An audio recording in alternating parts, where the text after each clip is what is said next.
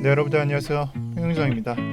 오늘은 현재 장에 대해서 얼마나 악재가 껴있는지 그런 것들에 대해서 다뤄드릴 거고, 비록 악재라고 하지만 이 악재가 우리가 평균적으로 생각하는 그 수치에서 벗어나게 된다면 이 악재 해소로서 호재로 작용을 받을 수 있는 부분도 여러분들이 감안을 해주시는 게 좋을 것 같습니다.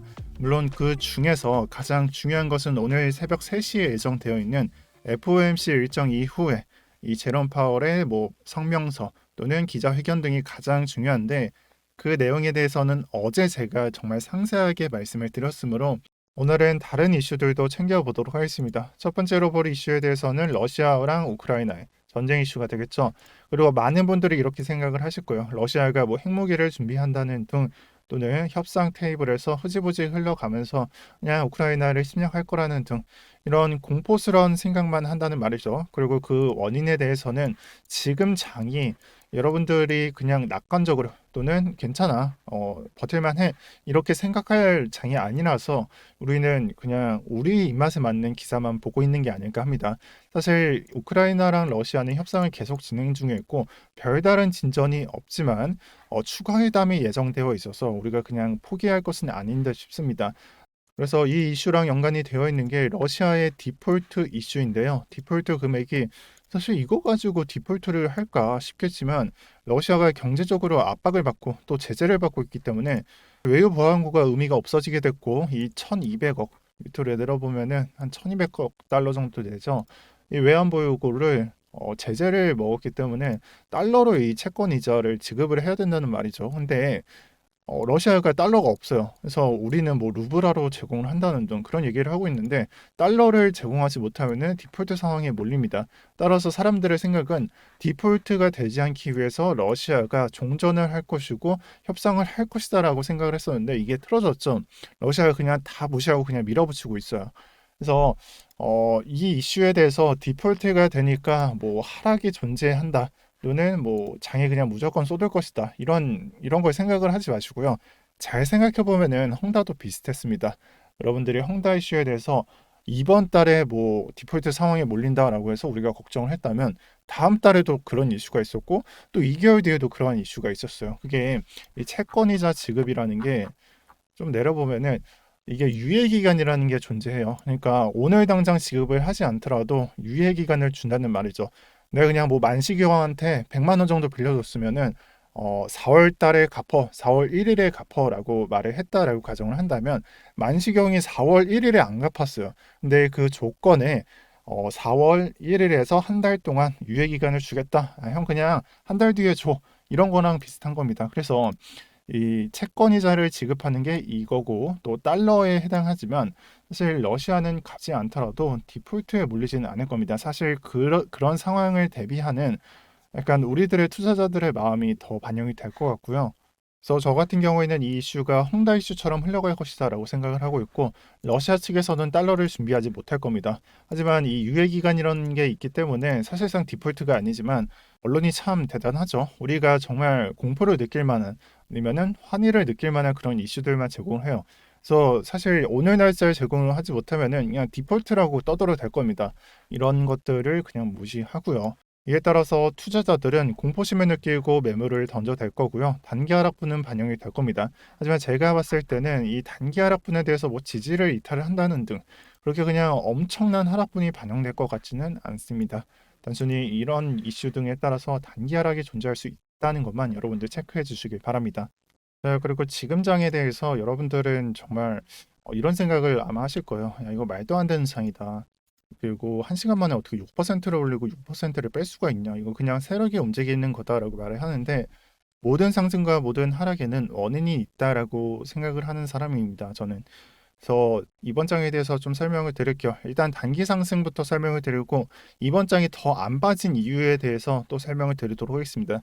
일단 단기적인 상승에 대해서 또 단기적인 하락에 대해서 모르시는 분들이 많던데, 그리고 제대로 저도 모른다라고 생각합니다. 하지만 제 생각에는 이번 상승은 루나 코인과 연관이 되어 있다라는 것이 제 생각입니다. 그래서 업비트에는 루나 코인이 이 사토시 마켓에 상장이 되어 있고요. 이 루나 코인이 왜 상승을 만들어냈냐? 사실 여기서는 루나코인의 트위터에 들어가 보면은 테라 파워드 바이 루나라고 나오죠. 그래서 콜럼버스 5로 인해서 루나는 스테이블 코인을 업데이트를 시켰고 이 루나를 소각을 시켜서 그에 상응하는 UST를 발행한다가 이 콜럼버스 5의 핵심입니다. 하지만 그러면은 루나를 소각을 했어요. 근데 UST는 이 스테이블 코인 USDT 테더 또는 USDC 서클사의 USDC 이런 식으로 스테이블하게 1달러를 추종을 해야 합니다. 하지만 이게 추종을 하지 못한다면은 스테이블 코인으로서 제 역할을 할 수가 없죠. 자, 이것에서 문제가 드러납니다. 루나는 소각을 하고 UST는 그에 상응하는 UST를 발행한다가 목적인데 사실 예전에 테라가 좀 문제가 되었을 때 그때 핵심 문제가 뭐였냐면 USD가 UST 좀 헷갈리네요. 테라 USD가 1달러를 제대로 따라가지 못했었어요. 그래서 테라스 측에서 준비한 거는 우리가 루나를 소각하고 그 금액만큼 비트코인을 매수하게 그렇게 전략을 짰었습니다. 그렇게 해서 테라 USD의 안정성을 확보하는 게 이 루나의 목적이고요. 그런 식으로 상승이 나왔다라고 저는 해설을 하고 있습니다. 만약에 다른 식으로 생각을 하고 있는 사람이 있다면은 댓글로 적어주시고 웬만하면 그냥 세력 얘기는 빼서 말씀을 해주셨으면 좋겠어요. 그보다는 그냥 숏세력이 날아갔다, 숏뚝배기가 터져서 이런 빔이 나온 거다라고 설명을 하는 게 낫겠죠. 하지만은 제가 봤을 때 이 선물상에서 봤을 때 이 정도 시간을 갖고 이런 차트를 만들어낸다는 거는 거기에 알맞지 않은 설명인 것 같습니다. 일단 저는 그렇게 설명을 드릴 거고, 그 다음에 여기서 버틴 이유에 대해서 설명을 드릴게요. 뉴스를 먼저 말씀을 드리자면 이 연준의 결정 FOMC 일정 이후에 나오는 내용이 되겠죠. 이것이 임박함에 따라서 유가 하락이 발생했다. 그리고 주식 속에서 주식이 랠리를 띄었다라고 말을 합니다. 이게 뭔 말이냐? 현재 WTI 차트를 보게 되면은 2월 25일부터 시작된 이 95원부터 130원까지의 상승분이 모두 내려앉은 걸 볼 수가 있습니다. 이때 말씀드렸던 내용은 이 상승하는 움직임은 전쟁 공포로 인해서 이렇게 상승한 것이며 이것이 내려온다는 것은 전쟁 공포가 해소가 되고 주식 쪽에서도 안정화될 그러니까 변동성이 좀 줄어들면서 안정화될 확률이 높다라고 말씀을 드렸어요. 그래서 이것을 이런 식으로 받아들이시면 되고 이 뉴스에서 유가 하락은 이것을 말하는 겁니다. 그 다음 증시를 보게 되면은 13K 무적의 13K를 조금 한 50달러 정도 이탈을 하면서 반등이 나오고 있습니다. 그래서 상승 랠리를 하고 있다. 상승분이 크지는 않은데 그래도 지지가 나오면서 이 구간을 지켜주면서 반등이 나오고 있다라고 보시면 되는 거고 이것이 비트코인 차트와 연관이 돼서 더 하락이 되지 않고 조금 상승하는 움직임을 가져가고 있다라고 보시면 되는 겁니다. 자, 그래서 결론적으로 말씀드릴 부분이 한 가지가 있는데 나스닥 보시면은 자, 가격 범위가 얼마나 떨어졌는지 한번 봐보세요. 이때 한 33% 떨어졌죠. 주봉으로 볼게요. 이게 코로나 빔이고요. 지금 현재 뭐 금리 인상이든 아니면은 약간 고점 밟고 나오는 하락이든 지금 현재는 22% 또는 23% 하락분을 보이고 있습니다. 근데 앞으로 나오는 게 금리 인상으로 인해서 지금 장이 선반영이 되어 있다라고 본다면 조금 더 하락을 할 확률이 그렇게 높지는 않습니다. 왜 그러냐면은 2016년 12월 보시면은 이때 첫 금리 인상을 실행을 했어요. 근데 하락분이 얼마나 반영이 됐죠? 그 이후에 20% 안쪽으로 하락분이 반영이 되었습니다. 자, 이 말은 우리가 지금 장에 대해서 이것 이상 하락을 한다면 정말 러시아가 핵을 쏴서 좀 떨어뜨리든 그런 이슈가 발생을 하지 않는 이상은 코로나로 인한 하락분보다 금리 인상으로 인한 하락분이 더 많다는 것을 의미합니다. 그리고 제가 봤을 때는 아까 무적의 13K라고 말씀드렸잖아요. 자, 웬만한 이슈가 아니면은 이 구간은 지켜질 것 같다는 것이 제 생각입니다. 그리고 이 아래에 또 지지가 있으니까 이 부분을 체크하시면서 장을 보시면 될 듯한데 조심해야 될 것은 이제 새벽 3시에 예정이 되어 있는 성명서와 기자회견이에요. 둘 다 들어갈 수가 있거든요. 성명서랑 기자회견에서 양적 긴축에 대해서 조금 말을 한다. 또는 정말 매파적인 분위기를 풍긴다 하면은 이 구간을 이탈시킬 수도 있습니다. 그래서 확률이 저는 낮다라고 생각을 하는데 여러분들 그 점을 조심하면서 이 차트를 보시고요. 그 얘기가 없다면은 금리 인상 이슈로는 여기를 이탈시킬 것 같지는 않다라는 게 제 생각입니다. 그래서 이번 이슈에 대해서 좀 많은 걱정을 하고 공포를 많이 느끼실 것 같아요.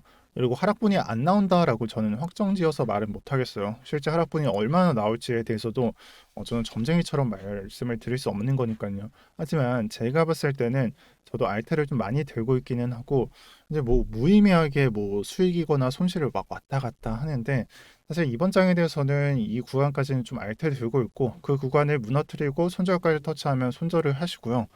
저의 경우에는 그렇습니다. 그리고 이 구간만큼은 저는 비트코인 좀 강하게 매수해 볼 예정입니다. 만약 이걸 이탈시키면은 짧게 손절 처리를 하겠죠. 그만큼 확정적인 건 없습니다. 정말 확신을 생각하면서 100% 오를 것이다. 100% 떨어질 것이다. 이것을 반드시 지켜내는 장은 없습니다. 그래서 손절가로 인한 대응도 하셔야 되고요. 그렇게 본다면은 이번 장에 대해서 좀 나쁘게 볼 점은 없을 것 같습니다. 자, 그리고 오늘 두 가지에 대해서 말씀을 드렸었는데 하나는 FOMC 이후에 나오는 설명들, 성명서, 금리 결정, 기자회견 이 세 가지 중요하게 보시고 이 내용에 대해서 이해가 안 되시거나 좀 더 자세히 듣고 싶으신 분들은 제 전날 영상에서 제가 좀 자세하게 풀이를 해드렸으니까 그 영상을 참고하시면 좋겠고요. 그다음 두 번째로 러시아 이슈에 대해서 말을 했는데 이 두 가지만 여러분들이 체크를 하시면은 아마 오늘부터 내일에 해당하는 뭐 약간 장의 변동성이라든지 거기에 큰 손해는 입지 않을 것 같습니다. 그래서 제가 분명히 말씀드리는 것은 FOMC 전에 대응을 하든 아니면 FOMC 실시간으로 보시면서 대응을 하든 거기에 뭐 둘 다 맞다라고 생각을 합니다. 그래서 본인에 맞는 것에 대해서 생각을 해보고 대응을 하시고요. 많은 분들이 좀 도움이 되셨으면 좋겠습니다. 자, 오늘 영상은 여기까지 하겠습니다. 오늘도 평경장이었고요. 시청해주셔서 감사합니다.